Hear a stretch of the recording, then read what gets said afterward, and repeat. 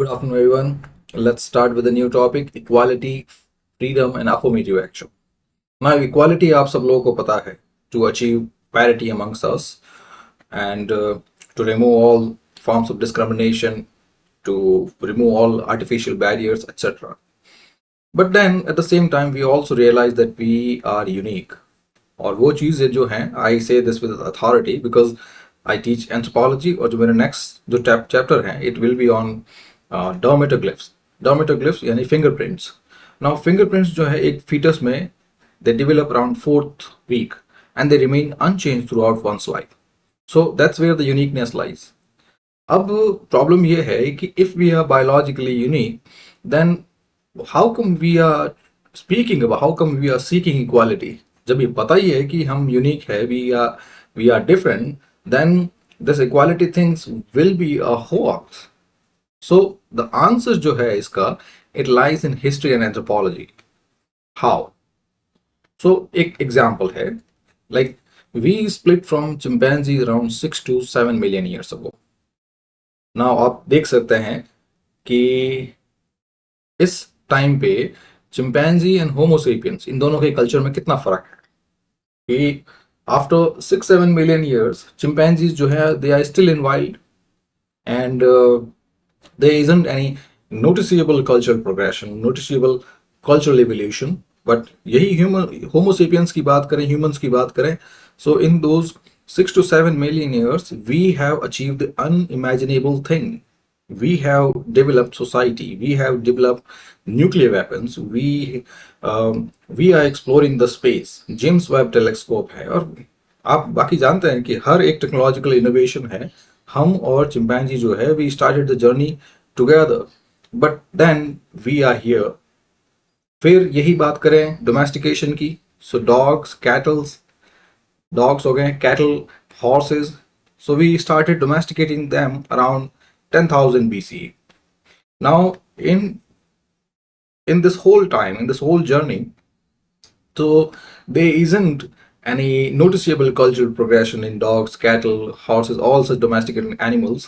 But 10,000 years में we have again we have made unimaginable progress. So वो progress आई कैसे? So the answer lies in group. It is because we stayed in groups. लेकिन फिर ये बात आती है कि चिम्प्स जो हैं या फिर जितने भी पैक एनिमल्स हैं they also live in groups. So what's the difference? So वो ये है कि we lived in group, then we transmitted the knowledge. So इसकी वजह से because of this cultural transmission our generations, our successive generation, they did not need to reinvent the same thing over and again. So उसकी वजह से क्या होता है कि one particular age it creates the template, a kind of standing podium, a kind of platform for another from the successors to stand upon. सो इसकी वजह से एक चीज हम डेवलप कर लेते हैं जिसकी वजह से आगे कल्चर चलता जाता है और वही चीज जो है हमारे साथ हुई है. नाउ फिर इसमें भी ये चीज है कि if every generation it creates template, then they has to be a mechanism कि वो टेम्पलेट जो है पर्टिकुलर एज के लिए वो कैसे प्रिपेयर हो रहा है. सो यहाँ पे जो आंसर है it is craft specialization, craft और टास्क स्पेशलाइजेशन. कि around mesolithic age from 8000 9000 BC और फिर न्यूलिथिक, सो इस टाइम तक आते आते क्राफ्ट स्पेशलाइजेशन या टास्क स्पेशलाइजेशन स्टार्ट हो गया, यानी द वर्क वाज डिवाइडेड. सो उसकी वजह से क्या है, because of the work division between different groups, like someone was making wheels, other one was working with hides, then someone was making weapons, other was dealing in trade. So in that way, at a population level, at a species level, we are working with multiple brains together. That's the solidarity, that's the thing that helped us achieve this unimaginable feat. He at any particular time we work together in solidarity. सो अब उस task specialisation की वजह से society तो evolve हुई, Homo sapiens तो evolve हुए, but then also came various ills such as the wealth distribution, the wealth inequality, the hierarchy, the social hierarchy. Now, at general level, all of us understand that some form of hierarchies will be there because that hierarchies have a bearing on the kind of work everyone is engaged in.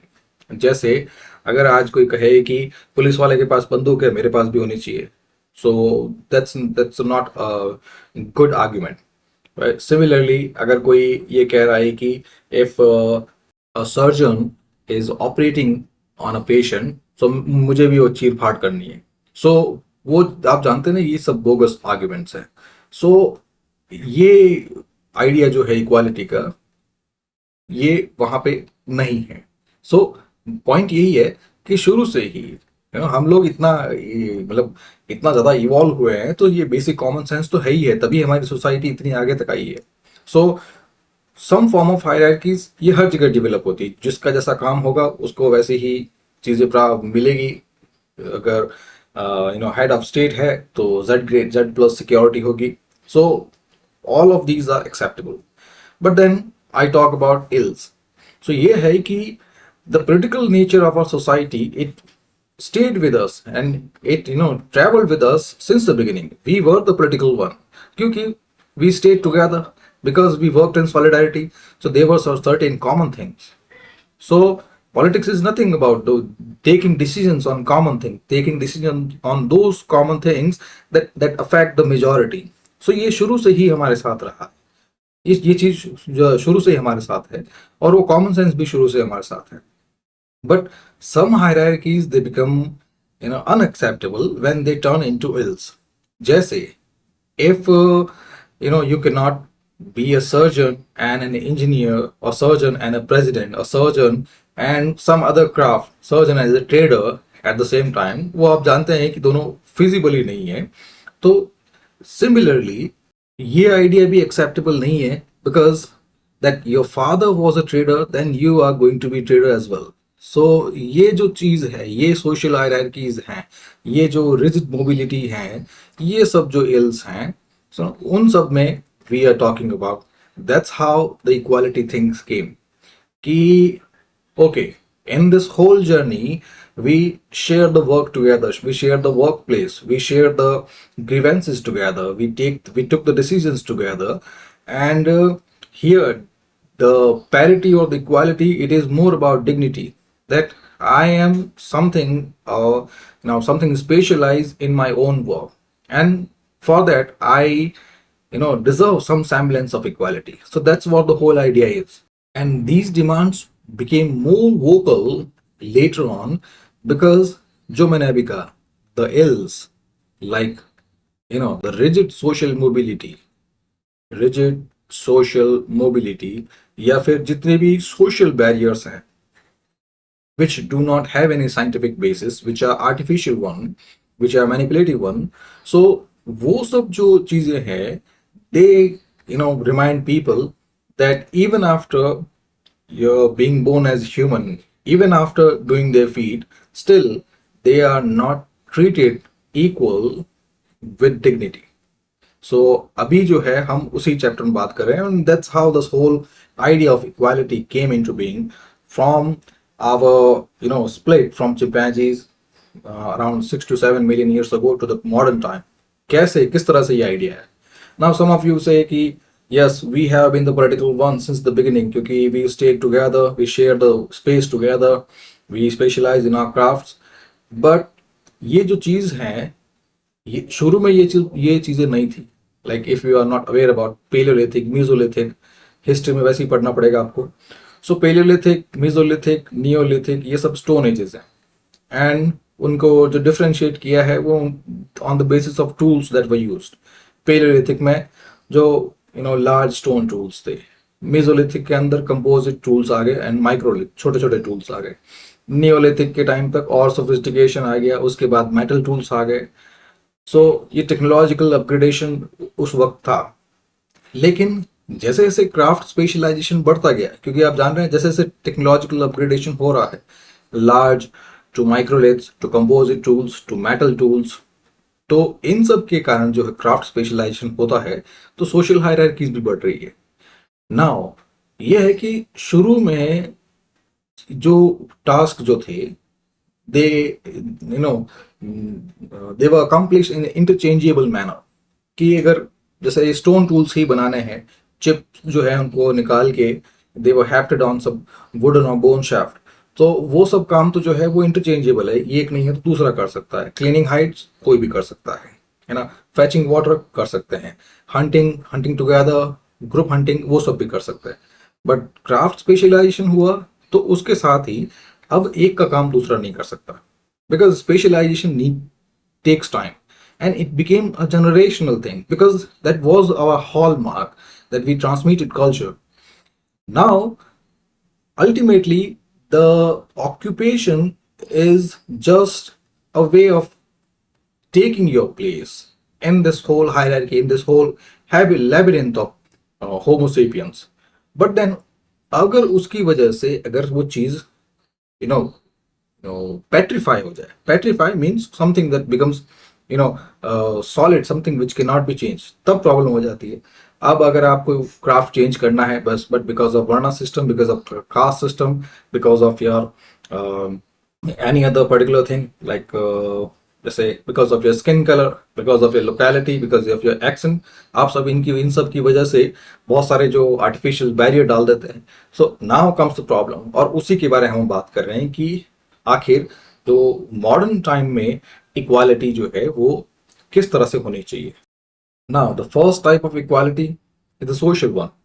सो जो first birth based hierarchies हैं, जो मैं बार बार rigid mobilities की बात कर रहा मैं, वो ये है कि अब आपको शुरू से you have got the test of how things started and how thing journey through, कि किस तरह से after the split from chimpanzees we traverse the whole journey on on the work of our ancestors who worked together, shared space, and create the template for every successive generation.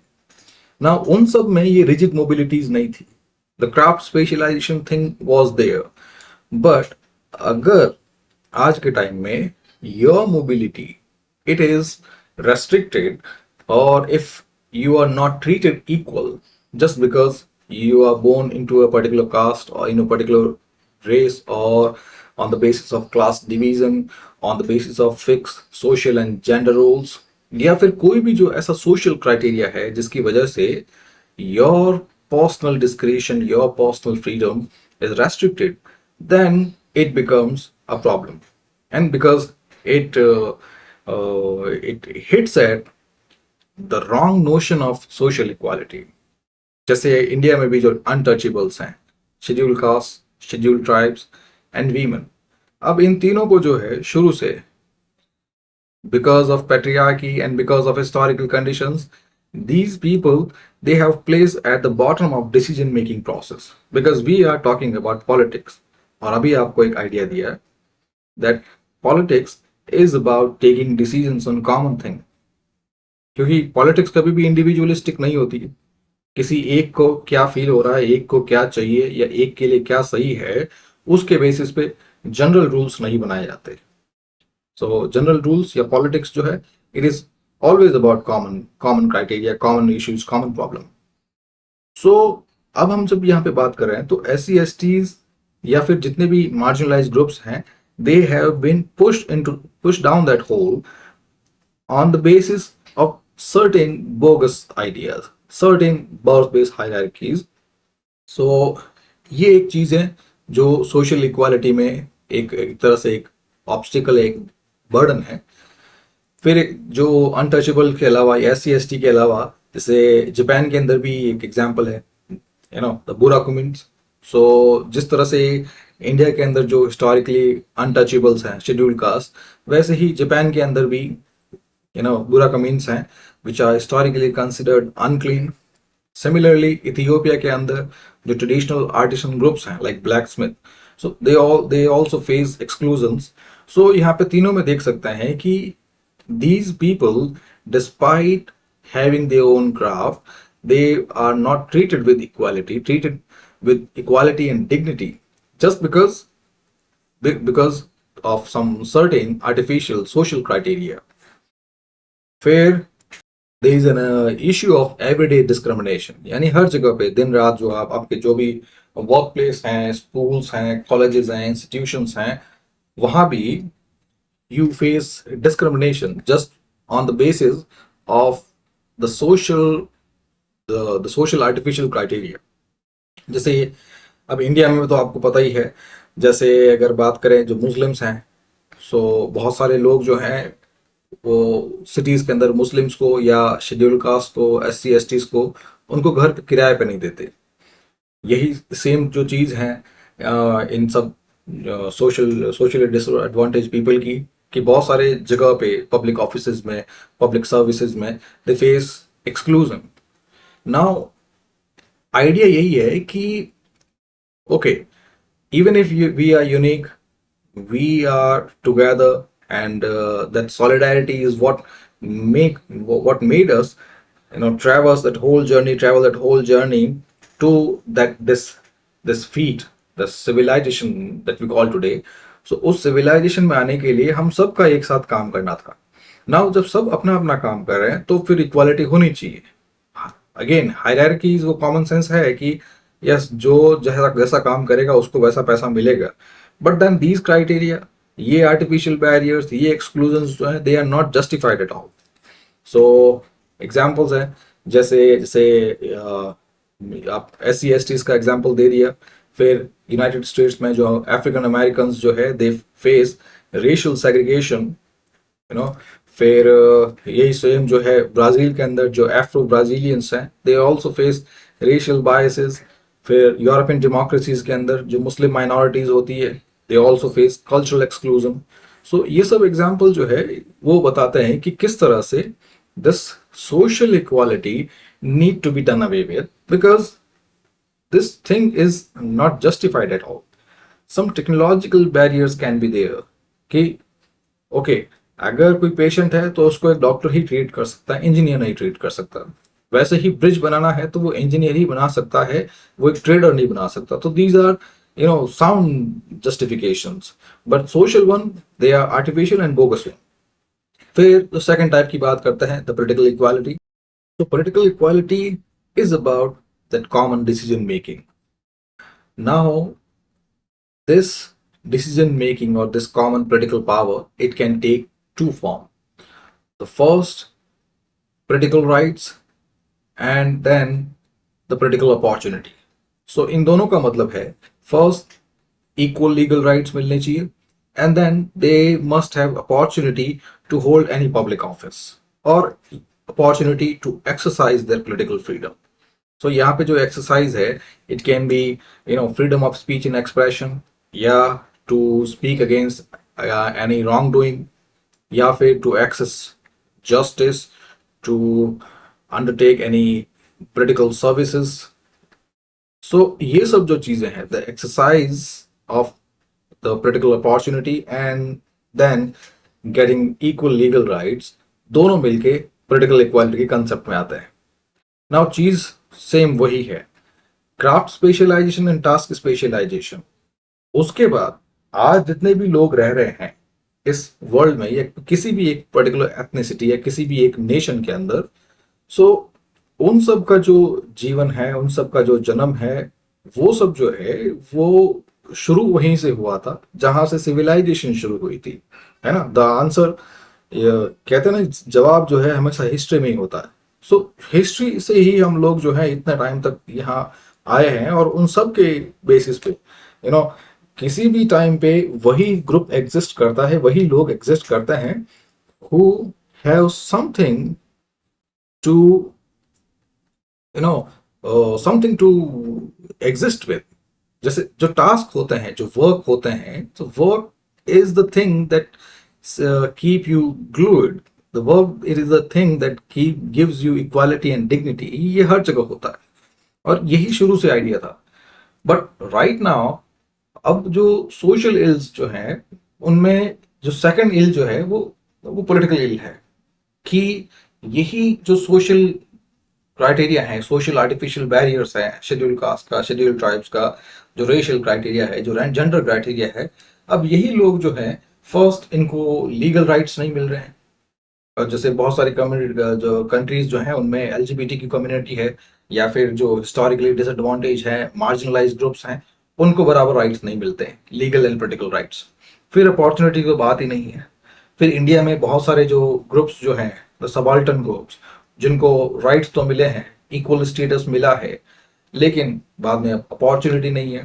जैसे India के अंदर भी जैसे बात करते हैं, बहुत सारे जो ट्राइबल ग्रुप्स हैं, सो आज़ादी के साथ ही, इंडिपेंडेंस के टाइम ही यूनिवर्सल एडल्ट फ्रेंचाइजी मिल गई, यानी द राइट टू वोट।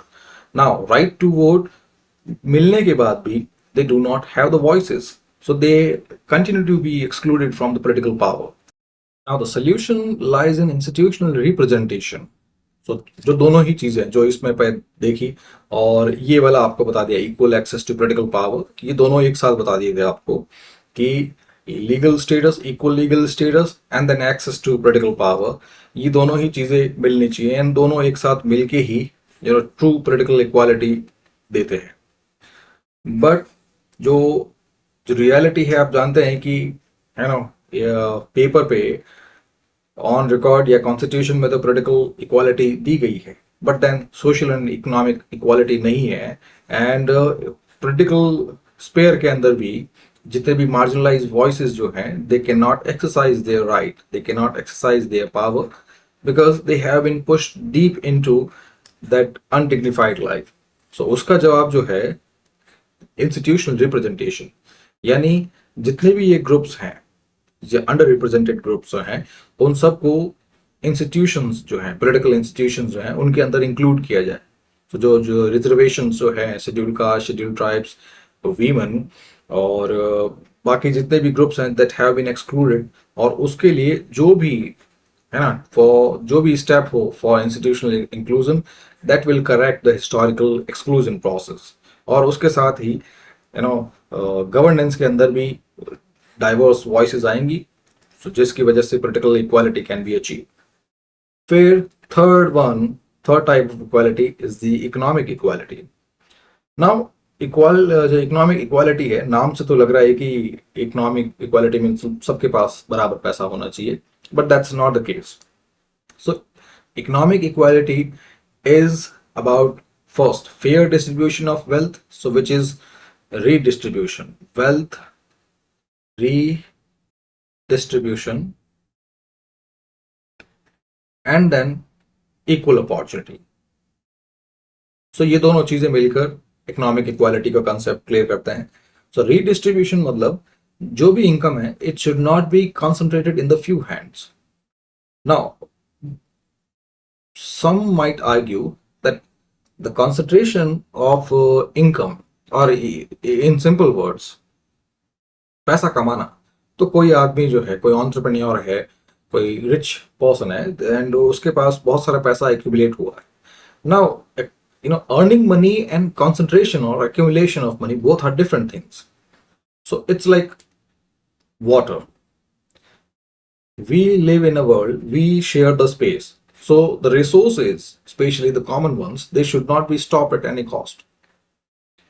जैसे वाटर है, अब ग्लोबल वाटर है, कोई अगर उस पानी को रोकेगा, सो यहाँ पे उन पे जितने भी डाउनस्ट्रीम है, अपस्ट्रीम डाउनस्ट्रीम है, सबका बराबर हिस्सा है।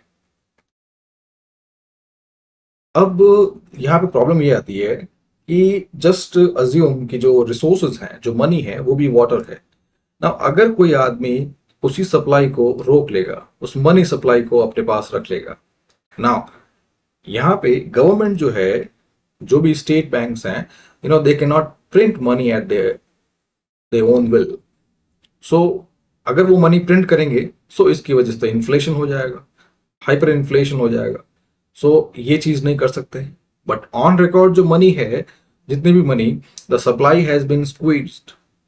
सो इस सप्लाई स्क्वीज की वजह से the owner of that money may have some power, so may have some economic and political power, but then this thing, it may create other kinds of problems.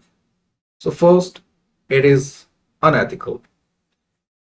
Unethical क्योंकि to accumulate wealth at the expense of others, it's like stopping the water, river water from flowing to agricultural field. So अगर आप उनकी तरफ खेतों में पानी जाने नहीं देंगे, लोग घर में पानी आने नहीं देंगे, आप एक बीच में डैम बनाकर बैठ जाते हैं, सो अनएथिकल तो है ही है कि वो सब लोग कहाँ जाएंगे। फिर गवर्नमेंट भी प्रिंट नहीं कर रही है पैसा, सो उन लोगों के पास जो क्रेडिट स्क्वीज हैं उसकी वजह से जो जो भी उनको हार्डशिप फेस करनी है, सो ये सब जो है इमोरल है, अनएथिकल है। बट उसके साथ ही एक बड़ी प्रॉब्लम हो जाती है दैट अगर वो बड़े टाइम तक वो पैसा अपने पास कंसंट्रेट करते हैं, सो फर्स्ट उनकी उसकी वजह से सिविल अनरेस्ट हो सकता है, सिविल वॉर, सिविल अनरेस्ट, क्योंकि ultimately this thing will come to the forefront. This thing will be highlighted that somebody is holding that much money. फिर सेकंड ये है कि जो पैसा रख रहा है, concentration, that much wealth, so अगर the demand dies down, क्योंकि जो इकोनॉमी है it works on the principle of demand and supply. So even after facing all those hardships, if people find some alternative avenue, then that demand will die down. And if demand dies down, then even if you supply, your money will have no wealth, no worth. So that's the scarier situation any such wealth accumulator, any ultra wealth people can face anytime. अगर demand खत्म हो जाएगी तो पैसे की value भी, पैसे का वर्थ भी खत्म हो जाएगा, क्योंकि उसी इक्विलिब्रियम पे तो मार्केट वर्क करता है। सो ये भी एक अलग, फिर उसकी वजह से पॉलिटिकल केओस जो है, डिस्टेबलाइजेशन है, वो चीज भी हो सकती है। Now back to the topic. So the first pillar of achieving economic equality is to redistribute the wealth and resources. तो जितना भी मनी है कोई कॉन्सेंट्रेट ना करें, it should be flowing, it should be moving, the supply should not be dry down. और second जो है रीडिस्ट्रीब्यूशन, कि अगर पैसा रीडिस्ट्रीब्यूट होगा, द इकोनॉमी एंड रिसोर्सेज जो है वो रीडिस्ट्रीब्यूट होंगे, तभी जो बाकी लोग जो हैं उनके पास भी एक इकोनॉमिक अपॉर्चुनिटी आएगी। तो दोनों चीजें आपने देख ली। अगर आप पैसा एक्सट्रीम लेवल पे कॉन्सेंट्रेट करते हैं तो सप्लाई जो है it ड्राइज down.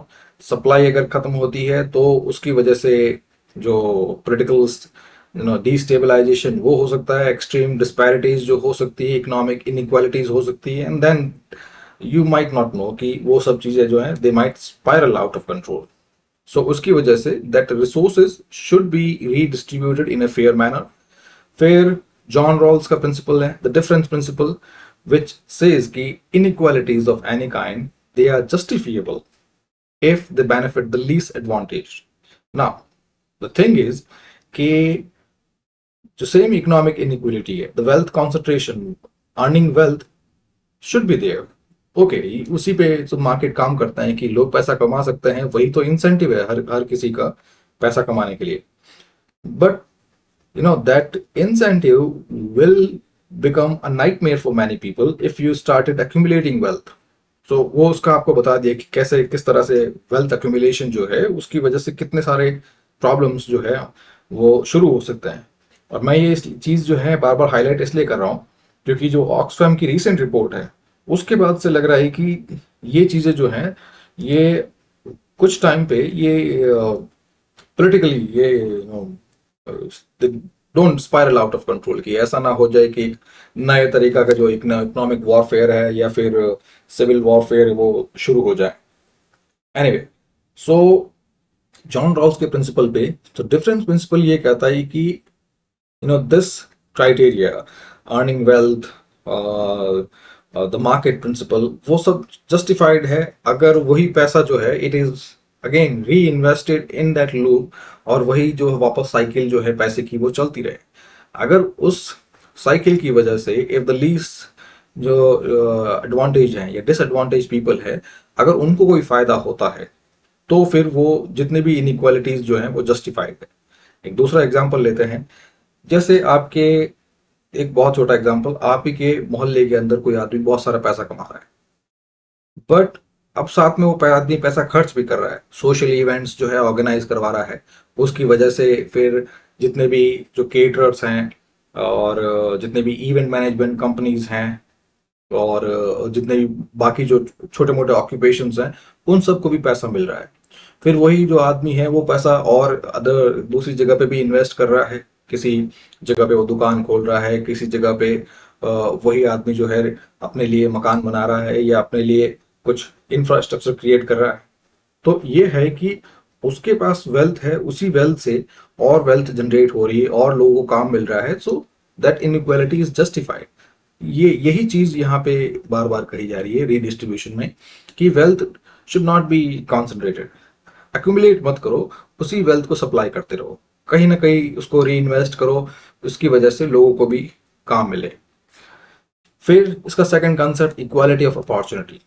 Now this thing it says कि अगर कोई आदमी किसी आदमी को काम करने का, पैसा कमाने का हक है, तो यही काम जो है, यही हक हर एक को होना चाहिए। That's what equality of opportunities, equality of economic opportunity, कि हर एक आदमी को पैसा कमाने का, आगे बढ़ने का, या फिर यूपीएससी में सेलेक्ट होने का, या फिर अपना एक स्टार्टअप बनाने का, अपना एक प्रोग्राम बना के या अपना एक सॉफ्टवेयर ऐप बना के उससे पैसा जनरेट करने का, अपना एक मैन्युफैक्चरिंग बेस बना के उससे एक मार्केट में पैसा जनरेट करने का, ये सब अपॉर्चुनिटीज जो हैं, they should be available to everyone regardless of their background, regardless of any artificial barriers. यही है कंसेप्ट इक्वालिटी ऑफ अपॉर्चुनिटीज का। फिर यह है कि if even if with all those eulogizing all those political jargons you do not get the required help, then the state must come to the rescue, और state को यहाँ पे कुछ ना कुछ करना पड़ेगा, and that structural support should be provided through affirmative action such as welfare and regulation. Now जो लोग जिनके पास पैसा नहीं है या फिर जिनके पास अपॉर्चुनिटीज नहीं है, the government should provide the basic facilities, basic amenities out of higher taxation या प्रोग्रेसिव टैक्सेशन, कि जो कमा रहे हैं पैसा, जो अल्ट्रा रिच हैं, जो वेल्थ अक्यूमुलेट या कॉन्सेंट्रेट कर रहे हैं, उन पे हायर टैक्सेस लगा के वही पैसा जो है it should be diverted towards provision of basic services, या फिर कह सकते हैं towards maintaining a level playing ground. And then फिर रेगुलेशन में ये है कि the government should establish sound regulations, कि ये जो वेल्थ एक्यूमुलेशन है या फिर जो टैक्स इवेजन है या फिर जो इकोनॉमिक एक्सप्लॉयटेशन है, ऑल सच प्रेडेटरी प्रैक्टिसेस हैं, they can be done away with. So दोनों चीजें, वेलफेयर एंड रेगुलेशन, दोनों से जो है economic equality can be achieve. फिर एक और डायमेंशन है, addressing gender and hidden inequalities. So यहाँ पे यह है कि जो जो विमेन जो है, so first the unpaid work, जो unpaid domestic labour which forms the backbone of everything, जितनी भी इकोनॉमिक एंटरप्राइजेस हैं उन सब की बैकबोन जो है वो डोमेस्टिक लेबर ही है, जो घर पे काम करते हैं, है ना, बच्चों को बड़ा करते हैं, खाने पीने खाना बनाने का है, या फिर जो केयर फॉर द एल्डरली है, उन सब में ये सब काम जो है it also take times and efforts. Now अगर इसी चीज को मोनेटाइज किया जाए, then the economy will have a different picture, और यही चीज जो है ये इकोनॉमिक कैलकुलेशंस में इंक्लूड की जानी चाहिए, क्योंकि इस ये करेंगे तभी जाके we will arrive at the true picture of global GDP. Now let's have a look at relationship between equality and freedom. So we know that freedom is the absence of constraint, absence of interference, and equality is the abolition of discrimination. So ये दोनों चीजें जो हैं, just look at them in side by side. One is the abolition of discrimination, all such removing all such artificial barriers, versus the absence of constraints. अब ये दोनों चीजें हैं, one is equality, other one is freedom, and if you look closer, दोनों के दोनों एक ही बात कर रहे हैं। कॉन्स्टेंट नहीं होंगे तभी तो किसी तरह का डिस्क्रिमिनेशन नहीं होगा, किसी तरह की होल्डिंग बैक, किसी तरह का ऑब्स्टेकल नहीं होगा। एनीवे, पर दोनों चीजें जो हैं, even they are in the foundation of political life, they have something else to say and they have some else something some different domain to cater to। लेकिन अब हम बात करते हैं इन दोनों के बीच में रिलेशन की। सो फर्स्ट, फ्रीडम अगर नॉन इंटरफेरेंस है तो इक्वालिटी रीडिस्ट्रीब्यूशन है, जो अभी दोनों कंसेप्ट देखिए कि whenever we talk about freedom it is usually from the angle of state, कि स्टेट जो है वो इंडिविजुअल के अफेयर्स में, इंडिविजुअल के काम में दखल अंदाजी ना दें, non interference, principle of non interference. So ऐसे में जो इक्वालिटी का प्रिंसिपल है, we often equate it with the formal equality, कि इन शॉर्ट दूसरे तरीके में बात करें कि हम यहाँ पे फ्रीडम एंड इक्वालिटी दोनों को हम पॉलिटिकल एंगल से देखते हैं। सो पॉलिटिकल एंगल में फ्रीडम होगा non interference bye the state, and in the same domain, equality in political angle will be the political equality or the formal equality। So in दोनों चीजों में the idea of economic redistribution, it hides in plain sight। कैसे? Now formal equality की बात करते हैं, okay, कागजों पे लिख दिया कि सब बराबर है। वैसे ही इंटरफेरेंस की बात करते हैं, ओके, स्टेट ने कहा है कि the state will not interfere in the personal affairs of individuals, but साथ में what about the people who already have that wealth, what about the wealth that is already accumulated. So ऐसे में ये जो चीज जो है इकोनॉमिक रीडिस्ट्रीब्यूशन की, it is viewed with suspicion, कि अब यहाँ पे लोग चाहते हैं इक्वालिटी के लिए रीडिस्ट्रीब्यूशन जरूरी है, वो हम समझ रहे हैं, क्योंकि वेल्थ एक्यूमुलेट करेंगे, सप्लाई जो है बंद कर देंगे तो फिर दुनिया कैसे चलेगी। लेकिन अगर दुनिया को चलाना है तो उसके लिए हायर टैक्सेशन या फिर रेगुलेशन या फिर किसी अदर तरीके से वही जो पैसा जो है जो लॉक हो रखा है उसी पैसे को निकालना पड़ेगा, उसी को रीडिस्ट्रीब्यूट करना पड़ेगा। Resources need to be redistributed. So ऐसे में दोनों ही चीजें दे कम एट लॉगरहेड्स, कि अगर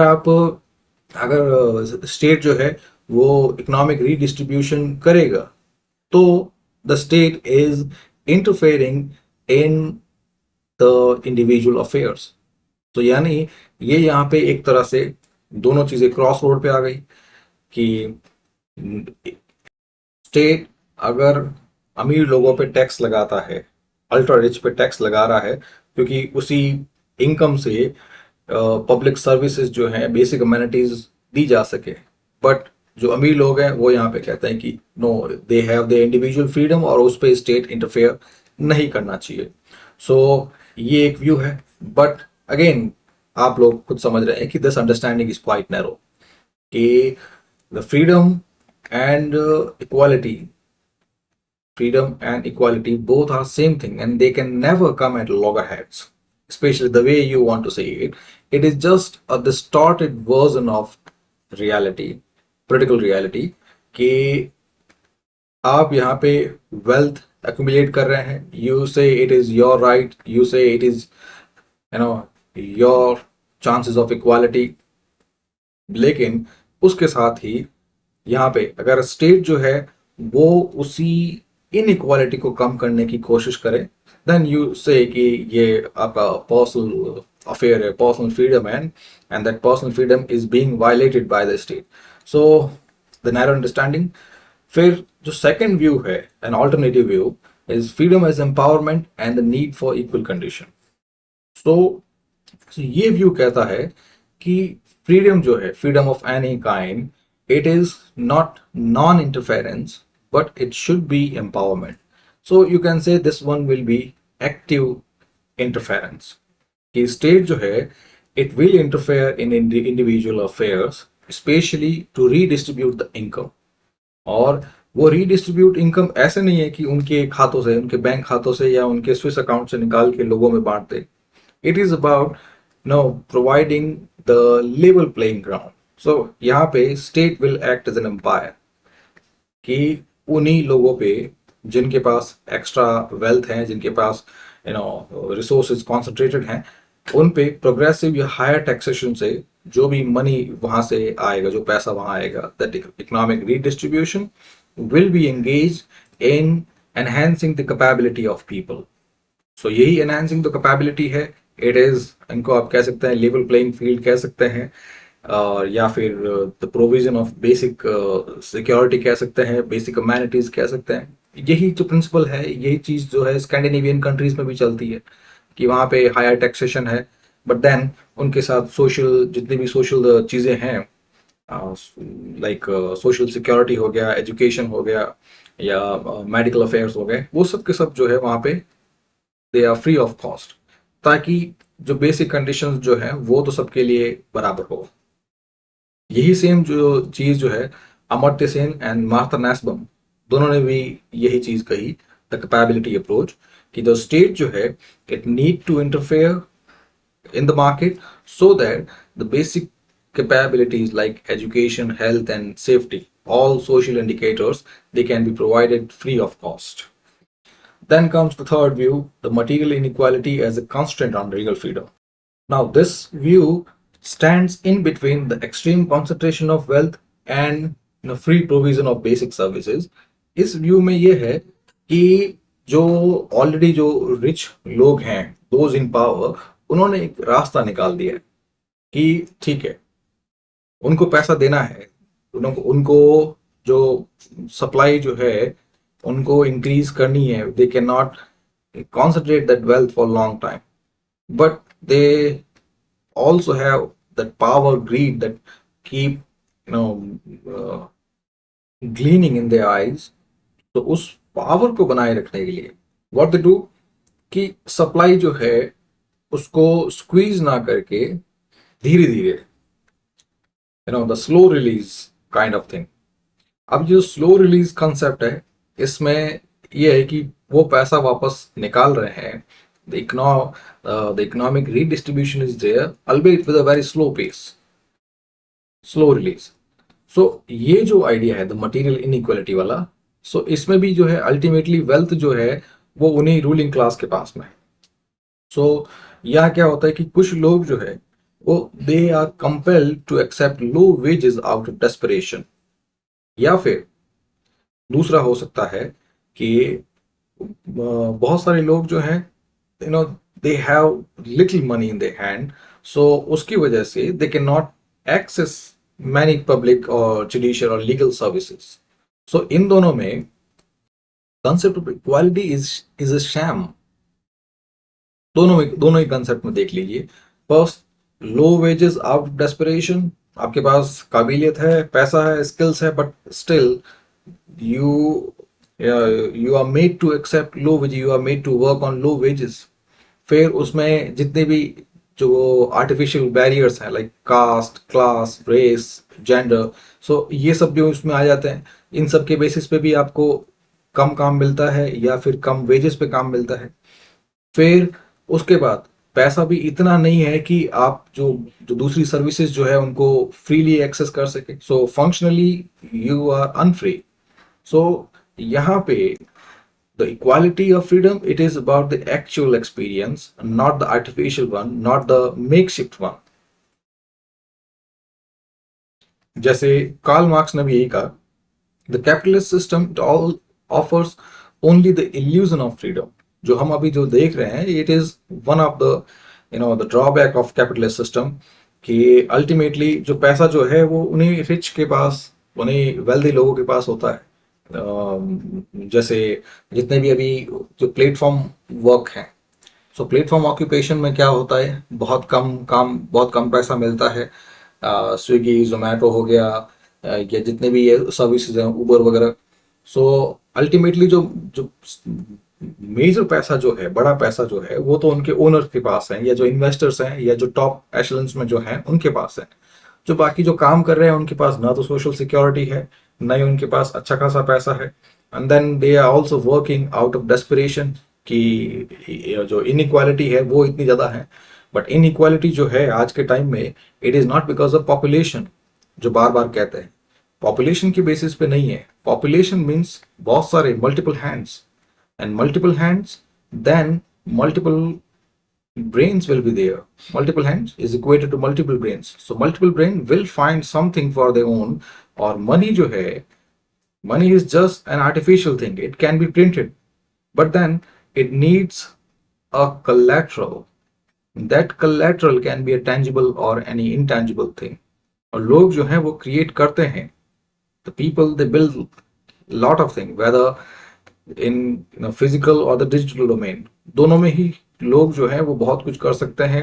और जब तक वो कुछ ना कुछ बनाते रहेंगे, पैसा प्रिंट होता रहेगा, मनी विल कीप सप्लाइंग। यहाँ पे पॉपुलेशन एक क्राइटेरिया नहीं है।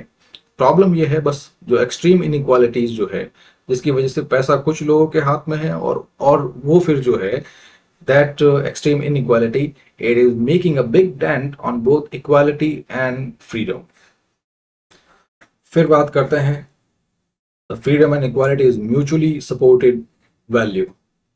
जो लास्ट या कह सकते हैं जो कंटेम्प्रेरी थॉट है, कि जैसे स्कैंडिनेवियन कंट्रीज में होता है, सो फ्रीडम एंड इक्वालिटी जो है दोनों एक साथ एग्जिस्ट कर सकती है, कि बेसिक कंडीशंस दी जाए, basic social conditions, education, health care, public infrastructure, so ये सब बेसिक चीजें मिलेंगी, so that will act as a level playing ground. इसमें सोशल सिक्योरिटी भी डाल दो, तो वो लेवल प्लेइंग ग्राउंड होगा, तो सबके पास इकोनॉमिक अपॉर्चुनिटीज होगी।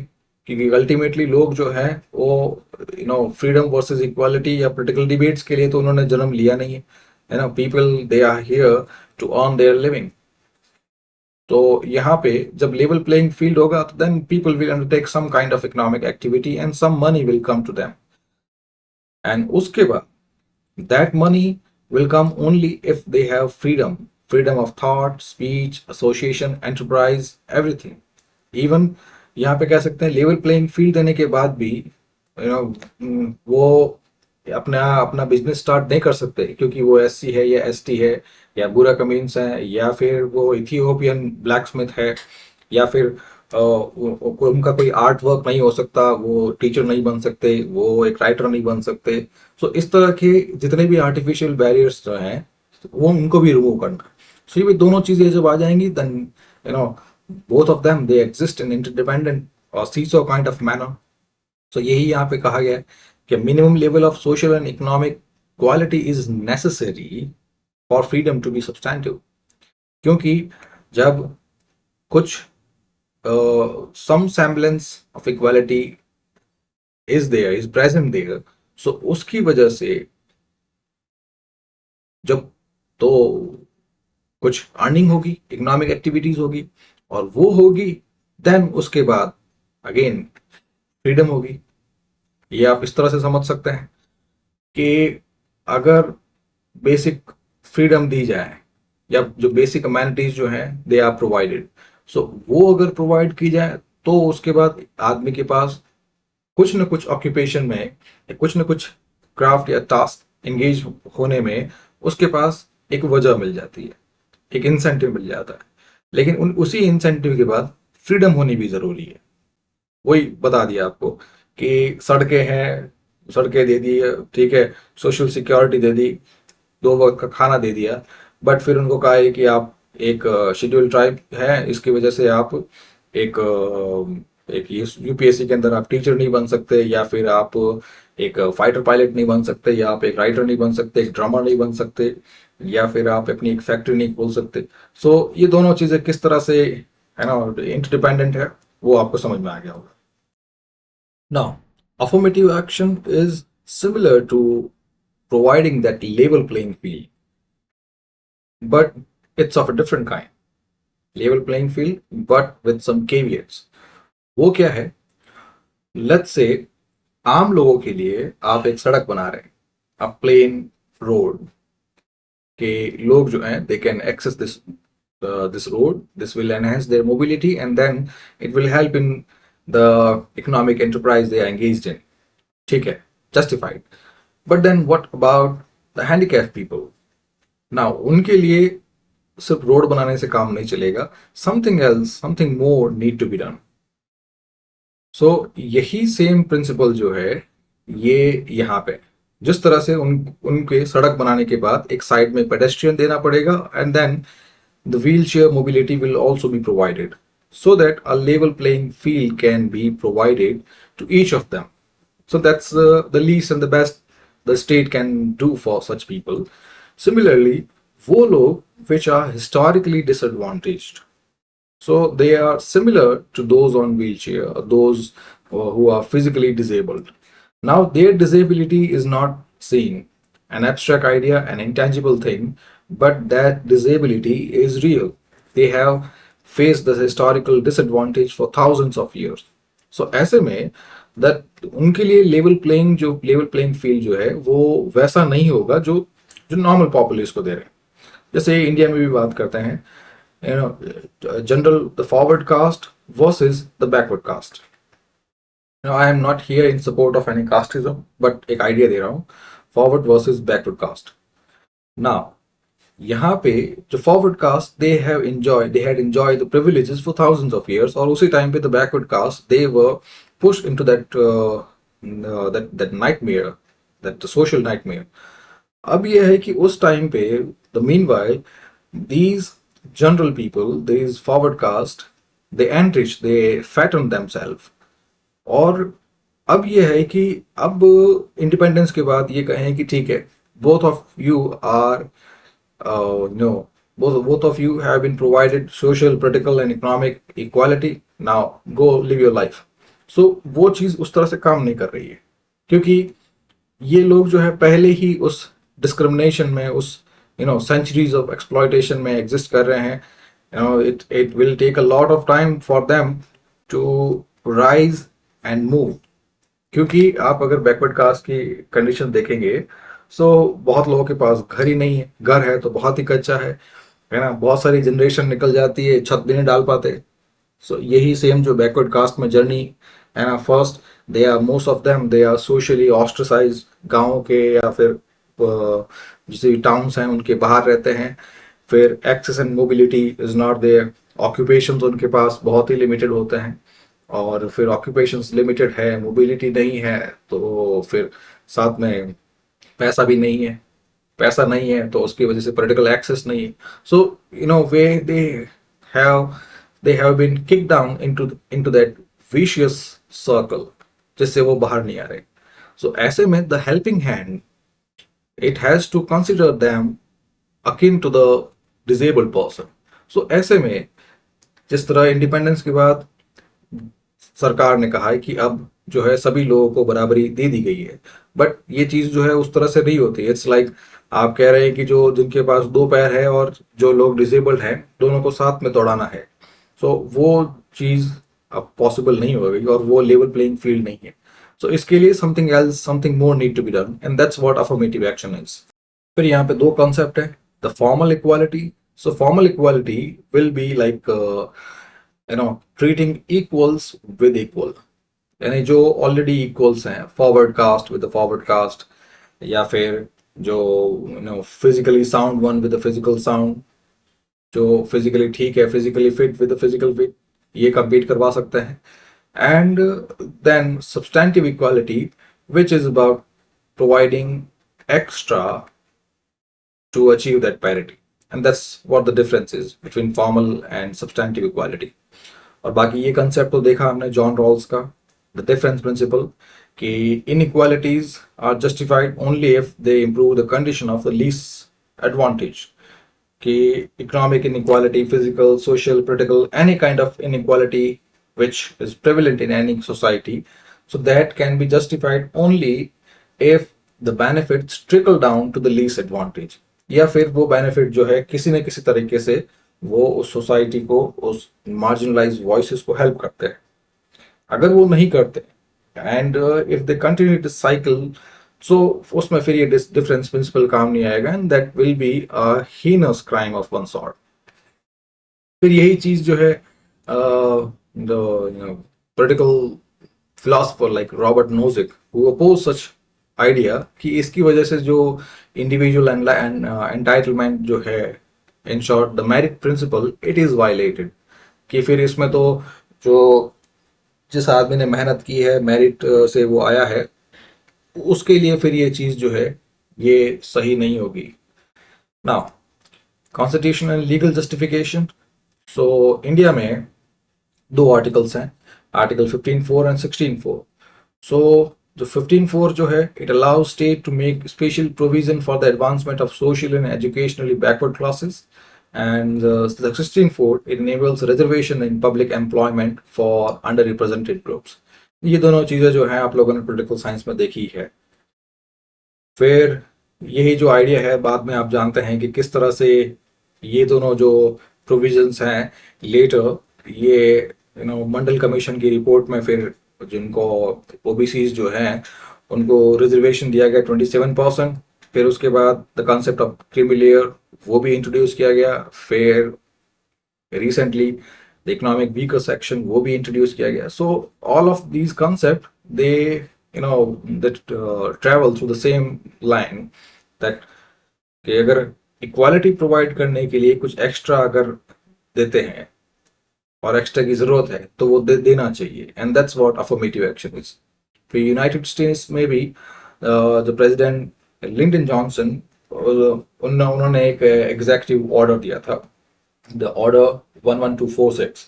और इसमें इस ऑर्डर के तहत कि जितने भी फॉर फेडरल कॉन्ट्रैक्टर्स हैं, या सिर्फ फेडरल कॉन्ट्रैक्टर्स में, ये आइडिया जो है धीरे धीरे ये ऑर्डर बाद में और एक्सपैंड कर दिया गया था कि जितने भी तरह के एम्प्लॉयमेंट है, private employment, private and public employment, दोनों में ही जो racially non discriminatory recruitment criteria should be followed. जो हायरिंग जो है वो रेस देख कर ना हो, हायरिंग जो है वो टैलेंट और नीड देख कर हो।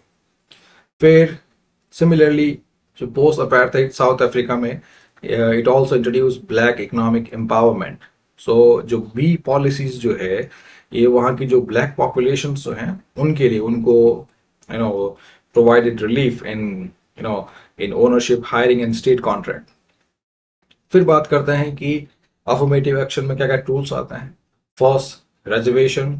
जैसे इंडिया में भी कह सकते हैं already schedule caste, schedule tribes, OBC, इन सबको तो रिजर्वेशन है ही है। फिर recently 10% reservation of economic weaker section from general category has also been extended. फिर सिमिलर जो है पार्लियामेंट के लिए या जितने भी फॉर्म्स ऑफ गवर्नमेंट है, लेवल ऑफ गवर्नमेंट है, वहां पे भी रिजर्वेशन या सीट एंटाइटलमेंट दिया गया है। फिर जो सेकंड टूल जो है it is about holistic admissions, specially in US. तो यहाँ पे जितने भी एलिट एजुकेशनल इंस्टीट्यूशंस हैं, लाइक जैसे आईवी लीग्स हो गया, तो वहाँ भी जो क्राइटेरिया है it should be non discriminatory और नॉन रेशियली बेसिस्ड। फिर नेक्स्ट जो है preferential procurement and ownership norms.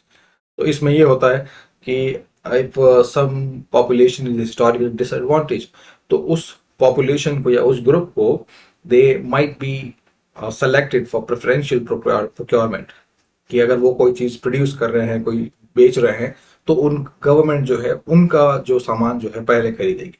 जैसे इंडिया में भी जो ट्राइबल जो है, ट्राइबल हार्ट जो है, उसमें ट्राइबल अपना प्रोड्यूस बेचते हैं, तो गवर्नमेंट उनका भी सामान जो है it can procure them on preferential basis, on priority basis. So ये सारे टूल्स जो हैं।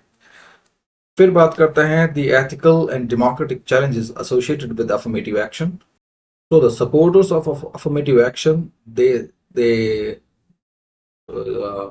forward this idea कि the generational exclusion, the historical disadvantage, या फिर the historical exclusion, it cannot be fixed merely by market mechanism or neutral laws. यानी similar thing, अगर इसको देखना है तो you should look at a physically fit opposite to a physically disabled person. सो ऐसे में उन दोनों को ये कहे कि आपके लिए रोड साफ है, नाउ रन, तो वो चीज जो है रोड साफ करने से वो दोनों नहीं दौड़ पाएंगे। जो सेकंड पर्सन है, आइदर ही has to be provided an automatic wheelchair, या फिर something else, some equal prosthetic, या किसी भी तरह का ऐसा इंस्ट्रूमेंट या ऐसा सपोर्ट जिसकी वजह से दोनों जो है बिल्कुल लेवल प्लेइंग, दोनों इक्वल कैटेगरी में आ जाए। सो सिमिलर जो है सपोर्टर्स यही कह रहे हैं कि जितनी भी जो हिस्टोरिकल डिप्राइवेशन है that can not be cured with neutral laws.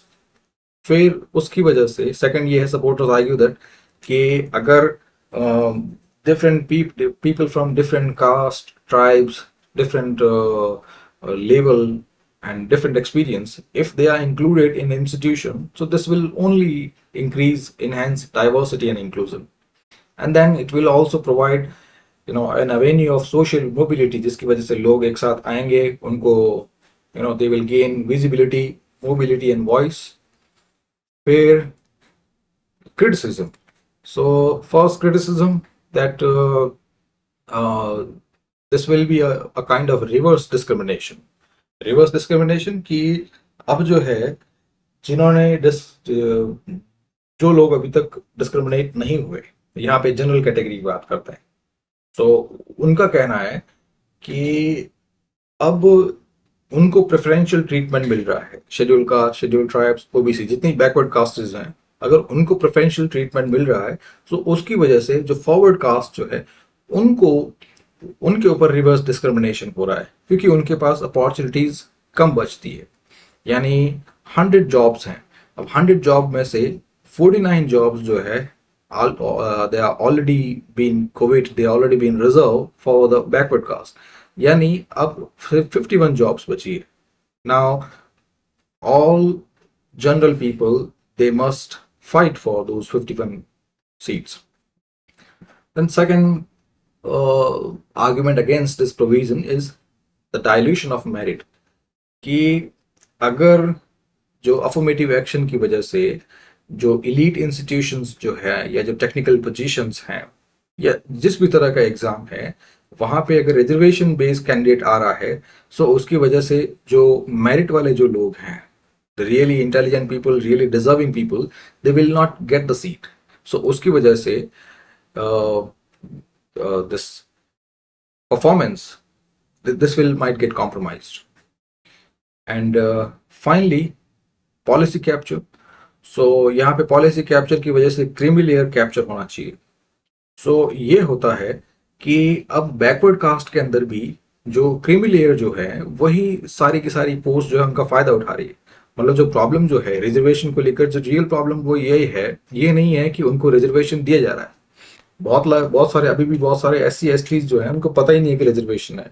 जैसे शेड्यूल ट्राइब्स जो है अभी भी बहुत सारे जो है they stay aloof from such provisions, they don't even know कि ऐसा कॉन्स्टिट्यूशन भी एग्जिस्ट करता है, ऐसे प्रोविजंस भी एग्जिस्ट करते हैं, and they are millions of people who talk about equality, they don't get any idea about it, they don't have any idea about it.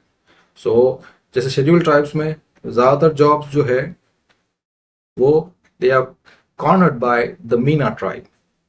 वैसे ही शेड्यूल कास्ट की बात करते हैं, उसके अंदर भी ज्यादातर जॉब्स जो हैं जो ऑलरेडी वेल ऑफ हैं, द क्रीमी लेयर, वही जो है उन्हीं के बच्चे जो है शेड्यूल कास्ट ऑलरेडी घर में 2-4 IAS है, उन्हीं के बच्चे जो है वही अलग अलग जॉब्स के अंदर, सिर्फ प्राइवेट नहीं गवर्नमेंट जॉब्स के अंदर जो टॉप पोजीशंस हैं, यही वही लोग कॉर्नर कर रहे हैं। और जो बाकी शेड्यूल कास्ट के अंदर जितनी भी बाकी जो सब कास्ट है उनको आइडिया ही नहीं है और उनको कभी अपॉर्चुनिटीज नहीं मिलती।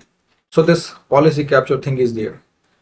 And finally let's talk about the judicial interpretations. So court ने जो है with various verdicts they have defined the boundaries and constitutionality of affirmative action. जैसे इन इंदिरा साहनी केस, तो यहाँ पे सुप्रीम कोर्ट ने कहा कि रिजर्वेशन पे एक 50% सीलिंग होनी चाहिए, यानी रिजर्वेशन जो है वो सिर्फ 50% तक ही दिया जा सकता है, rest 50% seats will be unreserved.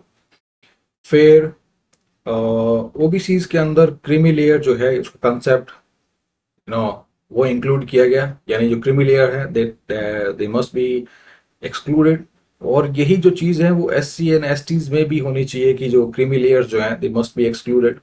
और जो recognition for included for reservation, वो होना चाहिए सोशल एंड एजुकेशनल बैकवर्डनेस पे, not on the basis of caste. So that's again a welcome verdict कि अगर ऐसा है तो फिर अगर सिर्फ कास्ट देखेंगे तो फिर जितनी भी कास्ट हैं ऑलरेडी वेल ऑफ कास्ट, वो सारे बेनिफिट जो हैं वो लेते रहेंगे, कॉर्नर करते रहेंगे। अगर रियल में बेनिफिट देना है then social and educational backwardness will be a right criteria. फिर जो नेक्स्ट जजमेंट जो है जर्नैल सिंह 2018, सो इसमें ये कहा है कि जो क्रीमीलेयर प्रिंसिपल जो है it should also apply to SC ST promotions in government service. So यानी अगेन वो सेम, अगर SC SC में कोई क्रीमी लेयर है जो सारे के सारे बेनिफिट जो है वो खुद ही ले रहे हैं तो उनमें भी ये चीज़ इंक्लूड की जानी चाहिए। एंड ग्लोबली US के अंदर कि यहाँ पे the US supreme court, the federal supreme court, it in Grutter versus Bollinger verdict, it said that कि जितने भी एडमिशंस जो हैं they should be hire not on the basis of race, यानी नॉन रेशियल क्राइटेरिया होने चाहिए। So overall जो US के अंदर जितने भी हैं उनमें आप सिंपल ये लिख सकते हैं, race neutral approaches while hiring. फिर PYQ की बात करते हैं। सो फर्स्ट एक क्वेश्चन है, conceptual clarity among various political ideals like political equality and economic equality। फिर affirmative actions के बारे में है, उसके critical evaluation के बारे में कि whether it is compatible with the principle of equality। फिर link between freedom and equality कि जो टेंशन जो है लिबर्टी एंड इक्वालिटी में वो किस लिए है and what are the arguments in favour and against. फिर ये कुछ स्पेकुलेटिव क्वेश्चंस हैं based on global and UPSC trends. So ये चीज़ें हैं। फिर कुछ अगर आपको समझ में नहीं आए, something that I might have skipped, something that you need further explanation, then you have two things, comment section and the community section, and your comments all will always be welcome। कुछ छूट गया है, कुछ रह गया है, कुछ detail में चाहिए, कुछ इंटरेक्शन करना है, कोई अलग तरह का क्वेश्चन है, you are free to engage yourself। This is it. Thank you।